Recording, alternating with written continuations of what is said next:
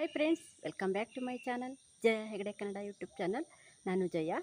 Friends, ಇವತ್ತಿನ ವಿಡಿಯೋದಲ್ಲಿ ನಾನು ತುಳಸಿ ಗಿಡ ನೋಡಿ ಎಷ್ಟು ಅಗಲವಾಗಿ ಬೆಳೆದಿದೆ. ತುಳಸಿ ಗಿಡದ ಬಗ್ಗೆ ಒಂದಷ್ಟು ಮಾಹಿತಿನ ನಾನು ಕೊಡ್ತೀನಿ. ಒಬ್ಬರು ಕೇಳಿದ್ರು ತುಳಸಿ ಗಿಡ ಚೆನ್ನಾಗಿ ಬರಲ್ಲ, ನಾ ಏನು ಮಾಡಬೇಕು ಅಂತ. ಹಾಗಾಗಿ ಈ ವಿಡಿಯೋನ ಮಾಡ್ತಾ ಇದ್ದೀನಿ. ಈ ವಿಡಿಯೋನ ಪೂರ್ತಿಯಾಗಿ ನೋಡಿ. ಕೆಲವು ಟಿಪ್ಸ್ಗಳನ್ನು ಹೇಳಿದ್ದೀನಿ, ಅದನ್ನು ಫಾಲೋ ಮಾಡಿದರೆ ನಿಮ್ಮ ತುಳಸಿ ಗಿಡ ಕೂಡ ಇದೇ ರೀತಿ ದೊಡ್ಡ ಸೈಜಲ್ಲಿ ಬೆಳೆಯುತ್ತೆ.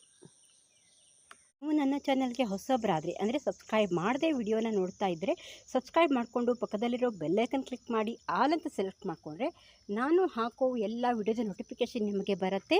ಎಲ್ಲ ವೀಡಿಯೋಸನ್ನು ನೋಡ್ಬೋದು. ಹಾಗೆ ಒಂದು ಲೈಕ್ ಮಾಡಿಬಿಡಿ ಫ್ರೆಂಡ್ಸ್, ನಿಮ್ಮ ಲೈಕ್ ನನಗೆ ಪ್ರೋತ್ಸಾಹ ಕೊಡುತ್ತೆ.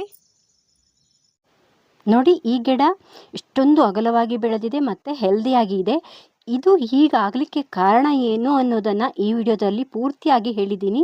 ಹಾಗಾಗಿ ನೀವು ಲಾಸ್ಟ್ವರೆಗೂ ನೋಡಿದರೆ ಮಾತ್ರ ಒಂದಷ್ಟು ಮಾಹಿತಿ ನಿಮಗೆ ಸಿಗತ್ತೆ. ನೋಡ್ತಾ ಹೋಗಿ.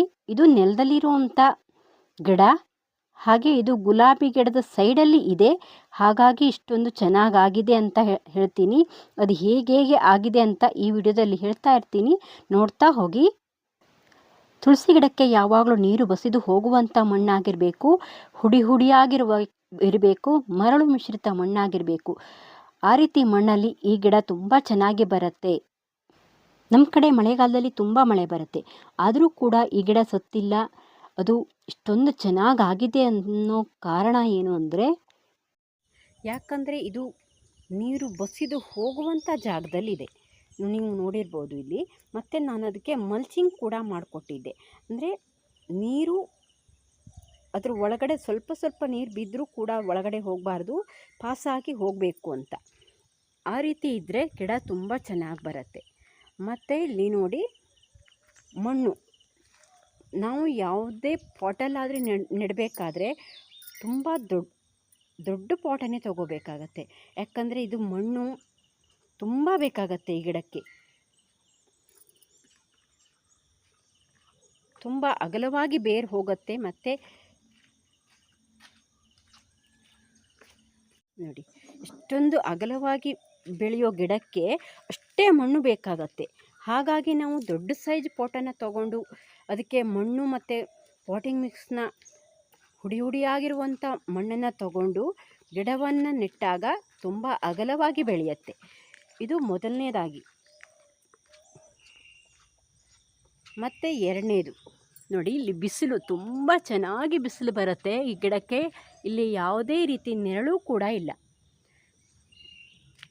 ತುಂಬ ಚೆನ್ನಾಗಿ ಬಿಸಿಲು ಬಂದರೆ ಗಿಡ ತುಂಬ ಆರೋಗ್ಯವಾಗಿ ಬೆಳೆಯುತ್ತೆ. ಯಾವುದೇ ರೀತಿ ಫಂಗಸ್ ಕೂಡ ಆಗಲ್ಲ. ನೋಡಿ, ನಮ್ಮ ಗಿಡ ಯಾವುದೇ ರೀತಿ ಫಂಗಸ್ ಕೂಡ ಆಗಿಲ್ಲ. ಬಿಸಿಲು ಒಂದು ಮಿನಿಮಮ್ ಅಂದರೂ 4 ಗಂಟೆ 5 ಗಂಟೆಗಳ ಕಾಲ ಬಿಸಿಲು ಬೇಕೇ ಬೇಕು ಈ ತುಳಸಿ ಗಿಡಕ್ಕೆ. ಹಾಗೆ ನಾವು ಡೈಲಿ ನೀರನ್ನು ಹಾಕೋದಾದರೆ ಒಂದು 25 ml ಅಂದರೆ 1 ಲೋಟ ಆಗುವಷ್ಟು ನೀರನ್ನು ಹಾಕಿದರೂ ಸಾಕಾಗತ್ತೆ. ತುಂಬ ನೀರು ಇದ್ದರೆ ಕೊಳೆತು ಹೋಗಿಬಿಡತ್ತೆ ಗಿಡ. ಹಾಗಾಗಿ ನೀರನ್ನು ನಾವು ಇದಕ್ಕೆ ಎಷ್ಟು ಕಡಿಮೆ ಹಾಕ್ತೀವೋ ಅಷ್ಟು ಚೆನ್ನಾಗಿ ಬರುತ್ತೆ. ಹಾಗಂತ ನೀರು ಹಾಕದೇ ಕೂಡ ಇರಬಾರ್ದು. ನೀವು 2 ದಿವಸಕ್ಕೊಂದು ಸಾರಿ ನೀರು ಹಾಕಿದರೂ ಪರವಾಗಿಲ್ಲ. ಆದರೆ ಬಿಸಿಲು ಚೆನ್ನಾಗಿ ಬರಬೇಕು ಈ ಗಿಡಕ್ಕೆ. ನೆರಳಿರಬಾರ್ದು. ನೆರಳಿದ್ದರೆ ಒಂದಷ್ಟು ಈ ಫಂಗಸ್ ಆಗತ್ತೆ ಮತ್ತು ಗಿಡ ಅಷ್ಟೊಂದು ಚೆನ್ನಾಗಿ ಬೆಳೆಯಲ್ಲ. ಹಾಗೆ ಮೂರನೇದಾಗಿ ನೋಡಿ, ಈ ರೀತಿ ಕದ್ರುಗಳು ಬರುತ್ತಲ್ಲ, ಈ ಕದ್ರನ್ನೆಲ್ಲ ನಾವು ತೆಕ್ಕೋಬೇಕು. ಯಾಕಂದರೆ ಇದು ನೋಡಿ, ಈ ರೀತಿ ಸೀಡ್ಸ್ ಆಗಿಬಿಟ್ರೆ ಗಿಡ ಹಾಳಾಗಿಬಿಡತ್ತೆ. ನೋಡಿ, ಆ ಕಡೆ ಮಾತ್ರ ಇದೆ, ಅಲ್ಲಿ ಬೀಜ ಆಗಿ ಕೆಳಗಡೆ ಎಲ್ಲ ಹುಟ್ಟತ್ತೆ. ನಮ್ಮ ಕಡೆ ಇದೇ ಬೀಜನ ಹಾಕ್ಕೋಬೋದು ನಾವು. ಪದೇ ಗಿಡನ ತರೋ ಅವಶ್ಯಕತೆ ಕೂಡ ಇರಲ್ಲ. ಈ ಗಿಡನ ಇದೇ ಬೀಜನ ನೋಡಿ, ಈ ರೀತಿ ಸಣ್ಣ ಸೀಡ್ಸ್ ಇರುತ್ತೆ ಇದರಲ್ಲಿ. ಆ ಸಣ್ಣ ಸೀಡ್ಸನ್ನು ಯಾವುದಾದ್ರೂ ಪಾಟಲ್ಲಿ ಕೆಳಗಡೆ ಹಾಕ್ಕೊಂಡ್ರೂ ಕೂಡ ತುಂಬ ಚೆನ್ನಾಗಿ ಈ ಸಸಿನ ಮಾಡ್ಕೋಬೋದು. ಹಾಗಂತ ನಾವು ಬೀಜ ಆಗಲಿಕ್ಕೆ ಬಿಟ್ಟರೆ ನೋಡಿ, ಇಲ್ಲಿ ಗಿಡ ಬಿಡತ್ತೆ. ನೋಡಿ, ಈ ರೀತಿ ನೋಡಿ, ಈ ನೋಡಿ, ಈ ಸ್ಟೆಮ್ಮನ ನೋಡಿ ಹಾಳಾಗಿಬಿಡುತ್ತೆ ಈ ರೀತಿ ಆದಾಗ. ಹಾಗಾಗಿ ನಾವೇನು ಮಾಡಬೇಕು, ಇದರ ಪಿಂಚಿಂಗನ್ನು ಮಾಡ್ತಾ ಇರಬೇಕು. ನೋಡಿ, ಇದನ್ನು ಈ ರೀತಿ ಕದ್ರು ಬಂದ ತಕ್ಷಣ ಪಿಂಚಿಂಗ್ ಮಾಡ್ತಾ ಇದ್ದರೆ ತುಂಬ ಅಗಲವಾಗಿ ಬೆಳೆಯುತ್ತೆ ಗಿಡ. ನಮ್ಮಲ್ಲಿ ಎಲ್ಲ ಕಡೆ ತುಳಸಿ ಸಸಿಗಳು ಹುಟ್ಟಿ ಇಷ್ಟು ಎತ್ತರ ಆಗಿದೆ. ನಾನು ಇದನ್ನು ಒಂದು ಸಾಲು ಮಾಡಿ ನೆಡಬೇಕು ಅಂದ್ಕೊಂಡಿದ್ದೆ, ಆದರೆ ಆಗಿಲ್ಲ.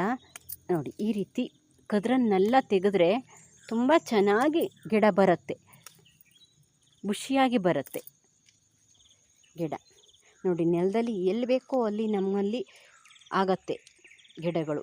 ಯಾಕಂದರೆ ಅದಕ್ಕೆ ಮಣ್ಣು ತುಂಬ ಚೆನ್ನಾಗಿರಬೇಕು.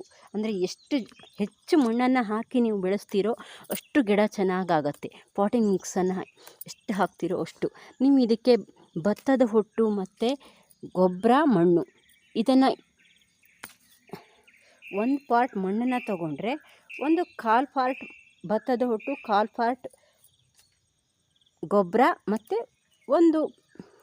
ಸ್ವಲ್ಪ 1-2 ಮುಷ್ಟಿ ಆಗುವಷ್ಟು ಮರಳನ್ನು ಹಾಕಿ ಮಿಕ್ಸ್ ಮಾಡಿ ನಾವು ಪಾಟಿಂಗ್ ಮಿಕ್ಸ್ನ ರೆಡಿ ಮಾಡಿ ನೆಡೋದ್ರಿಂದ ತುಂಬ ಚೆನ್ನಾಗಿ ಬರುತ್ತೆ.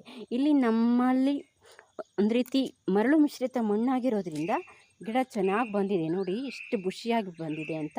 ನಾನು ಇಲ್ಲೆಲ್ಲ ಕಟ್ ಮಾಡಿದ್ದೆ, ಹಾಗಾಗಿ ನೋಡಿ ಇಲ್ಲೇ ಕಟ್ ಮಾಡಿದ್ದೆ. ಇಲ್ಲಿ ಬ್ರ್ಯಾಂಚಸ್ ಬಂದಿದೆ. ಈ ರೀತಿ ಬ್ರ್ಯಾಂಚಸ್ ಆಗುತ್ತೆ ಗಿಡ.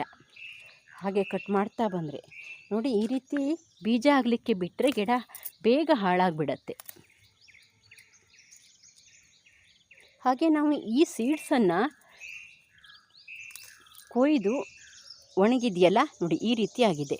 ಇದನ್ನು ನೀವು ಒಂದು ಪಾಟಲ್ಲಿ ಹುಡಿಯಾಗಿ ಮಾಡಿಕೊಂಡು ಪಾಟ್ ಒಳಗಡೆ ಹಾಕ್ಕೊಂಡ್ರೆ ಸಸಿ ಬರುತ್ತೆ. ಅದೇ ರೀತಿ ಮಾಡಿ ಗಿಡವನ್ನು ಹೆಚ್ಚು ಬೆಳೆಸ್ಕೋಬೋದು. ತುಳಸಿ ಗಿಡ ಹೆವಿ ಫೀಡರ್. ಯಾಕಂದರೆ ತುಂಬ ಅಗಲವಾಗಿ ಬೆಳೆದು ಬೇರು ಎಲ್ಲಿ ಹೋಗುತ್ತೋ ಅಲ್ಲೆಲ್ಲ ಆಹಾರವನ್ನು ಹುಡುಕ್ತಾ ಹೋಗುತ್ತೆ. ಹಾಗಾಗಿ ನೋಡಿ, ಇಲ್ಲಿ ಗುಲಾಬಿ ಗಿಡದ ಸಾಲಲ್ಲಿ ಈ ಗಿಡ ಹುಟ್ಕೊಂಡಿತ್ತು. ಅಲ್ಲಿ ಆ ಗುಲಾಬಿ ಗಿಡಕ್ಕೆ ನಾನು ಯಾವ ಲಿಕ್ವಿಡನ್ನು ಹಾಕ್ತೀನಿ ಮತ್ತು ಯಾವ ಗೊಬ್ಬರನ ಹಾಕ್ತೀನಿ ಅವು ಎಲ್ಲವನ್ನು ಅದೇ ಅಬ್ಸರ್ವ್ ಮಾಡಿಕೊಂಡು ಗಿಡ ಇಷ್ಟೊಂದು ಚೆನ್ನಾಗಿ ಬೆಳೆದಿದೆ. ಹಾಗಾಗಿ ನೀವು ಇದಕ್ಕೆ ಯಾವ ಫರ್ಟಿಲೈಸರ್ನ ಕೊಟ್ಟರೂ ಬೆಸ್ಟ್ ಅಂತಲೇ ಹೇಳ್ಬೋದು. ಫರ್ಟಿಲೈಸರನ್ನು ಆಗಾಗ ಕೊಡ್ತಾ ಬಂದರೆ ಗಿಡ ತುಂಬ ಚೆನ್ನಾಗಿ ಬರುತ್ತೆ.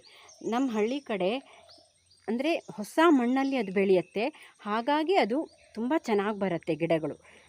ಹಾಗಾಗಿ ನಾವು ಪ್ರತಿ ವರ್ಷ ಅದಕ್ಕೆ ಅಂದರೆ ನಾವು ಪಾಟಿಗೆ ಯೂಸ್ ಮಾಡಲಿಲ್ಲದೇ ಇರೋವಂಥ ಮಣ್ಣನ್ನು ಹಾಕಿದರೆ ತುಂಬ ಚೆನ್ನಾಗಿ ಗಿಡಗಳು ಬರುತ್ತೆ.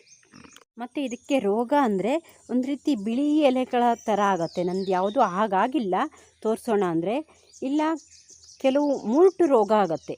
ಅದಕ್ಕೆ ನೀವು ಈ ಇಂಗನ್ನು 1 ಲೀಟ್ರ್ ನೀರಿಗೆ ಹಾಕಿ ಸ್ಪ್ರೇ ಮಾಡ್ಬೋದು. ಇಲ್ಲ ಅಡುಗೆ ಸೋಡಾನ 1 ಚಿಟಿಕೆ ಆಗುವಷ್ಟು ಸ್ಪ್ರೇ ಮಾಡ್ಬೋದು. 1 ಚಿಟಿಕೆ ಆಗುವಷ್ಟು ಅಡುಗೆ ಸೋಡಾನ 1 ಲೀಟ್ರ್ ನೀರಿಗೆ ಹಾಕಿ ಸ್ಪ್ರೇ ಮಾಡ್ಬೋದು. ಹಾಗಿದ್ರೆ ತುಂಬ ಹೆಲ್ದಿಯಾಗಿ ಬರುತ್ತೆ. ಮತ್ತು ನೋಡಿ, ಪ್ರತಿಯೊಂದು ಗಿಡಕ್ಕೂ ಅದರದ್ದೇ ಆದ ಆಯುಸ್ಸು ಅಂತ ಇರುತ್ತೆ. ಹಾಗಾಗಿ ನೋಡಿ, ಕೆಲವೊಂದಷ್ಟು ನಾವು ಏನೇ ಮಾಡಿದರೂ 1-2 ವರ್ಷ ಆದಮೇಲೆ ಗಿಡಗಳು ಈ ರೀತಿ ಬರುತ್ತೆ. ಇದನ್ನೆಲ್ಲ ಈ ಬ್ರ್ಯಾಂಚಸ್ಸನ್ನೆಲ್ಲ ಕಟ್ ಮಾಡ್ತಾ ಬಂದರೆ ಒಂದಷ್ಟು ಮತ್ತೊಂದು ವರ್ಷ ಅದನ್ನು ನಾವು ಸೇವ್ ಮಾಡ್ಕೋಬೋದು. ನೋಡಿ, ಈ ರೀತಿ ಬ್ರ್ಯಾಂಚಸ್ಸನ್ನು ಕಟ್ ಮಾಡ್ತಾ ಬಂದರೆ ಮತ್ತೆ ಚೆನ್ನಾಗಿ ಚಿಗುರು ಬರುತ್ತೆ. ನೋಡಿ, ಇಲ್ಲೆಲ್ಲ ನಾವು ದೇವರಿಗೆ ತುಳಸಿನ ಕೊಯ್ತೀವಲ್ಲ, ಅದೇ ರೀತಿ ಕಟ್ ಮಾಡ್ಕೊಂಡಿದ್ದೀವಿ ಇಲ್ಲೆಲ್ಲ ನೋಡಿ ಈ ಗಿಡನ. ಹಾಗಾಗಿ ನಾವು ಮತ್ತೆ ಹೊಸ ಗಿಡಗಳನ್ನು ಮಾಡ್ತಾ ಬಂದರೆ ಒಂದಷ್ಟು ಗಿಡ ತುಂಬ ಚೆನ್ನಾಗಿ ಬರುತ್ತೆ. ಮತ್ತು ಈ ಹಳೆ ಗಿಡನ ಈ ರೀತಿ ಕಟಿಂಗ್ ಮಾಡಿದರೆ ಅದು ಕೂಡ ಸೇವ್ ಮಾಡ್ಕೋಬೋದು. ಫ್ರೆಂಡ್ಸ್, ನಾನು ತುಳಸಿ ಗಿಡದ ಬಗ್ಗೆ ಒಂದಷ್ಟು ಮಾಹಿತಿನ ಕೊಟ್ಟಿದ್ದೀನಿ. ಇನ್ನೇನಾದರೂ ಡೌಟ್ ಇದ್ದರೆ ಕಾಮೆಂಟ್ ಮಾಡಿ. ಹಾಗೆ ಸಬ್ಸ್ಕ್ರೈಬ್ ಮಾಡದೆ ನೋಡ್ತಾ ಇದ್ದರೆ ಸಬ್ಸ್ಕ್ರೈಬ್ ಮಾಡಿಕೊಂಡು ಪಕ್ಕದಲ್ಲಿರೋ ಬೆಲ್ ಐಕನ್ ಕ್ಲಿಕ್ ಮಾಡಿ ಆಲ್ ಅಂತ ಸೆಲೆಕ್ಟ್ ಮಾಡ್ಕೊಳ್ಳಿ. ಹಾಗೆ ಒಂದು ಲೈಕ್ ಮಾಡಿಬಿಡಿ ಫ್ರೆಂಡ್ಸ್. ನಿಮ್ಮ ಲೈಕ್ ನನಗೆ ಎಷ್ಟೊಂದು ಖುಷಿ ಕೊಡುತ್ತೆ. ಇನ್ನೂ ಹೊಸ ವಿಡಿಯೋಗಳ ಜೊತೆ ಬರ್ತೀನಿ. Thank you for watching. Bye.